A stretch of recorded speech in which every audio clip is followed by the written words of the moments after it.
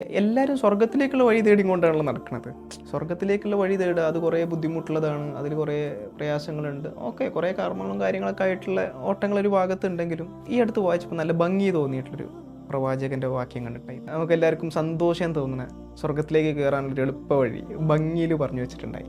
റസൂലുള്ളാഹി സ്വല്ലല്ലാഹി അലൈഹി വസല്ലം പറയാണ്, എൻ്റെ ജനതയിലെ ആരെങ്കിലും ഒരാൾ ആ ആളുടെ ആവശ്യം പൂർത്തീകരിച്ച് ഒരാളെ സന്തോഷിപ്പിക്കുകയാണെങ്കിൽ, അവനെ സന്തോഷിപ്പിക്കുകയാണെങ്കിൽ ആ ആൾ എന്നെ സന്തോഷിപ്പിച്ചതിന് തുല്യമാണെന്ന് പറയും. എന്നിട്ട് റസൂൽ കണ്ടിന്യൂ ചെയ്യാണ്, എന്നെ ആരെങ്കിലും സന്തോഷിപ്പിച്ചു കഴിഞ്ഞാൽ അവൻ അള്ളാനെ സന്തോഷിപ്പിച്ചതിന് തുല്യമാണ്, അള്ളാനെ സന്തോഷിപ്പിച്ചതിന് തുല്യമാണ്. ബാക്കി പറയാണ്, അള്ളാനെ ആരെങ്കിലും സന്തോഷിപ്പിച്ചോ സ്വർഗത്തിലാണ്, അള്ളാനെ ആരെങ്കിലും സന്തോഷിപ്പിച്ചാൽ ഓ സ്വർഗത്തിലാണ്. സ്വർഗത്തിൽ കയറാൻ കൂടെ ഉള്ളവരെ സന്തോഷിപ്പിച്ചാൽ മതി എന്ന് പറയുന്ന ഒരു ഭംഗിയുള്ള ഭാഗം. സ്വർഗത്തിൽ കയറാൻ കൂടെ ഉള്ളവരെ സന്തോഷിപ്പിക്കുക, അറിയുന്ന ആൾക്കാരെ സന്തോഷിപ്പിക്കുക, അറിയാത്തവരെ സന്തോഷിപ്പിക്കുക. അപ്പം എങ്ങനെയാണ് സന്തോഷിപ്പിക്കുക എന്നൊരു ചോദ്യം വരും.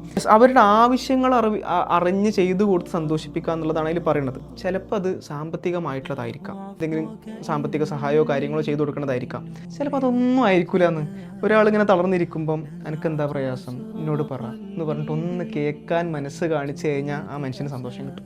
ഒന്നെങ്കിൽ ഇന്ന ആളെ മുന്നിൽ നിന്ന് ഇറക്കി വെക്കുമ്പോൾ ഒരു സന്തോഷം കിട്ടാൻ ഞാൻ നിമിത്തമാവുന്നുണ്ടെങ്കിൽ ഞാൻ ആ മനുഷ്യനെ സന്തോഷിപ്പിക്കുന്നു, അത് നിമിത്തം ഞാൻ പ്രവാചകനെ സന്തോഷിപ്പിക്കുന്നു, പ്രവാചകനെ സന്തോഷിപ്പിച്ച നിമിത്തം ഞാൻ അള്ളാനെ സന്തോഷിപ്പിക്കുന്നു, അള്ളാനെ സന്തോഷിപ്പിച്ചതിനെ കൊണ്ട് സ്വർഗം കരസ്ഥമാക്കുന്നു.